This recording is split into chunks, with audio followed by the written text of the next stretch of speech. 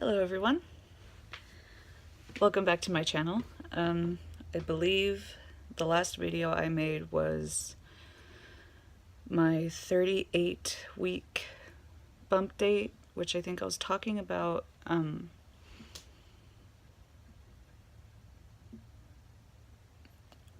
can't remember. Anyway, I was talking about week 38, I believe, when I was approaching week 39. And I was talking about my birth plan. And if you don't follow me on Instagram or Facebook, then you probably don't know that I have given birth. She is now 8 days old, and she's perfect. I wanted to talk about my labor and delivery. I had no time whatsoever to film or document much of anything during the process. I have a million bajillion pictures afterward, but not during. She's sleeping right now, so I'll just go take a little video of her. She's nice and swaddled, so let me introduce you to my baby.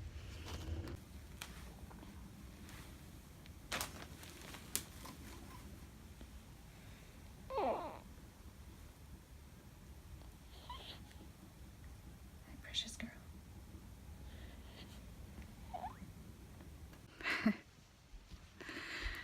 She makes a little like whale noises, like what you would think like of a baby whale when she sleeps. It's cute, little coos. So that's Alice. Now, my labor and delivery story is going to be very short, and that's because my labor and delivery was very short. I woke up on the 14th of March and I felt normal. I was like, I felt normal. I felt very pregnant, and I was saying, any day now, any day now. And I was out doing chores or errands, running errands. And she was kicking away, and I was getting slight pinching, but it wasn't, I associated it with her head weighing on my pelvis. So I didn't think anything of it. And then around 7 p.m., I started getting cramping again, not too bad. I thought I had to poop, honestly. I didn't think it was a contraction, but it was a contraction. And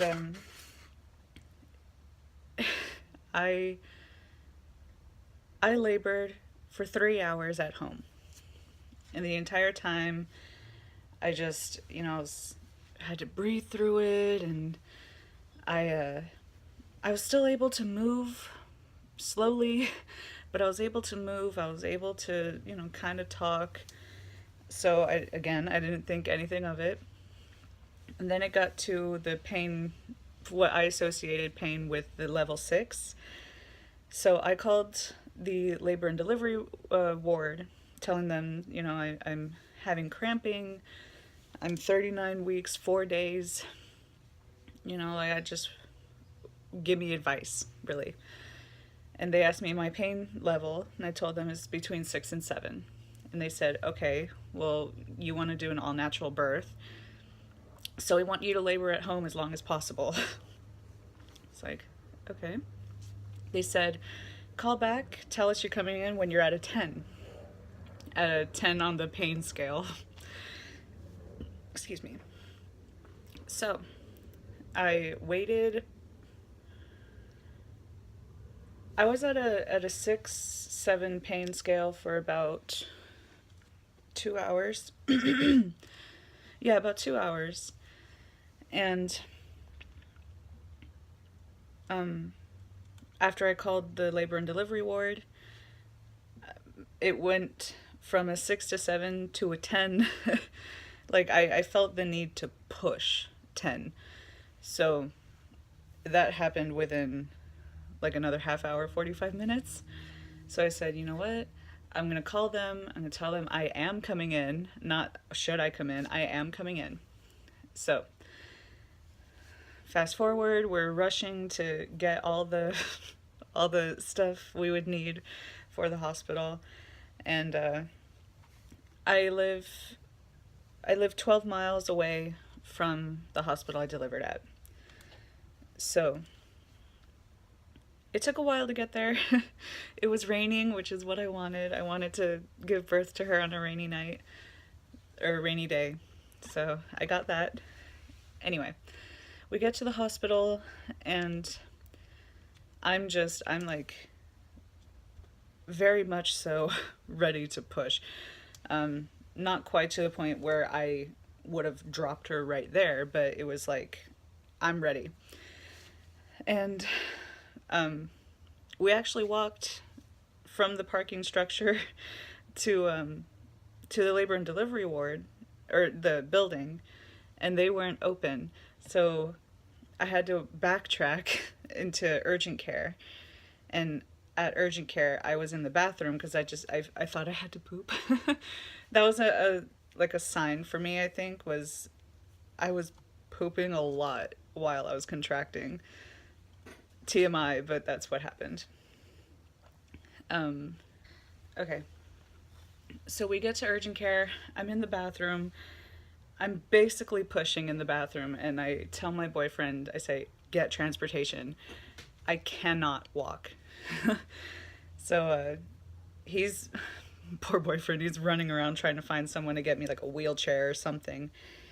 And no one is helping him. They're telling him that I should wait in the waiting room. And I come out of the bathroom because it was taking forever.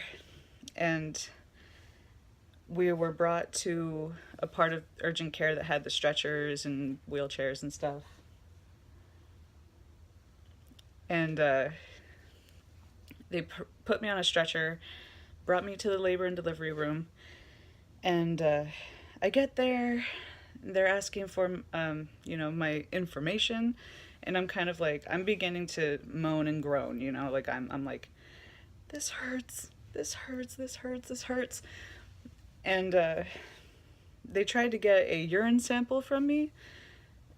And once again, I tried, but as I was in the bathroom, I was beginning to push, and they heard it. So they told me, don't push yet, don't push yet. I'm like, it hurts, it hurts. So I didn't give them their urine sample. I came back out. I got on the bed that I was to deliver on. They put a monitor on me to monitor the baby. And that freaked me out. I hated it. It was tightly around my stomach. I was contracting. I was in pain. And the last thing I wanted was a tight monitor on me. So after about 5 minutes of monitoring, they took that off. My breathing was very rapid during the active contractions. And that went on for 10 minutes. And the nurse checked my cervix, and then she leaves the room and she says, I need delivery now. Like now. So I asked her, I said, how dilated am I? And she says, you're at a 10. And I was like, oh shit. That would explain my pain. 'Cause I don't know. I didn't know. But apparently my water had broken a while back, and I did not know. I had absolutely no idea that my water broke. So I don't know. I don't know how I did it, but it happened. And I'm pushing. It hurt a lot because I didn't have time for. I wanted to go in so that I could actually get an epidural because it was causing me that much pain. And then I get there, all the other stuff happened, and I'm pushing at this point because I can't do anything else. Like, I have to push. So I'm pushing, and I'm like breathing heavily, and I'm pushing, and the nurse tells me, Kelly, I need you to relax. I need you to calm down. If you just relax, you can have this baby in 10 minutes. And I'm like, I look at her, I'm like, do you really think so? Like, 10 minutes? That's insane. But lo and behold, I delivered her in 10 minutes. 10 minutes later, I had my little girl on my chest and in my arms. So I labored for 3 hours and I delivered an 8-pound, 2-ounce baby in 10 minutes. With no IVs, no monitors, no pain medication, nothing. Which is pretty astounding, even from my perspective. That's incredibly fast, which is what I was worried about. But at least I felt it. I felt that something was happening, I didn't just walk around 10 centimeters dilated without realizing it. But I was almost there. Anyway, I also have not slept that much in the past week, so I'm rambling and I'm all over the place. And there have been a couple of days since I got home that have been really bad. But overall, things are all right. Good. Excuse me. Anyway, I did tear, but from a 10-minute delivery, I'd be surprised if I didn't tear. I was transported to postpartum shortly after that, and I've just been on using some Tylenol occasionally if I feel like real discomfort and pain. Other than that, I haven't really been taking anything.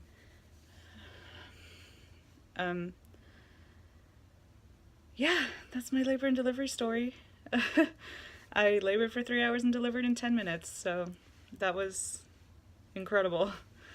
My boyfriend did a very, very good job at just he was there, but he didn't annoy me or anything like that. I was not quite the monster I thought I would be in labor. Apparently, I did do a lot of screaming, which is something I wasn't expecting, but I also wasn't expecting to be in labor for only 3 hours. So my birth plan in my previous video, none of that happened. No time. None of that happened.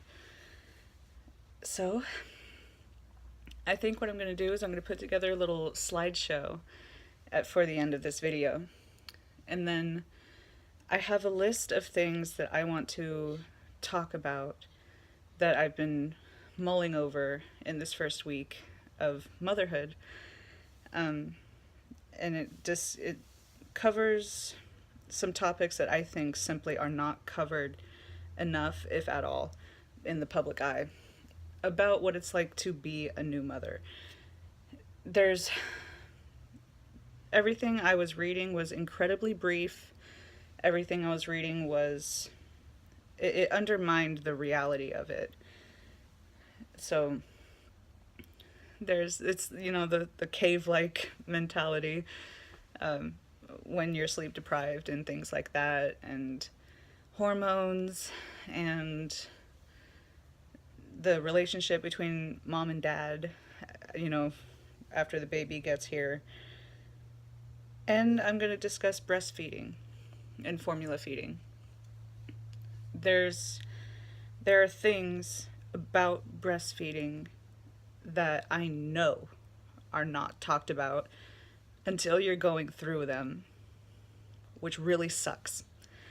There are a lot of things that even well-equipped mothers should know about when it comes to breastfeeding. So I will be discussing these things in my next video. And I guess for now, enjoy my labor delivery story and enjoy the pictures and the couple of videos that I have of my little girl.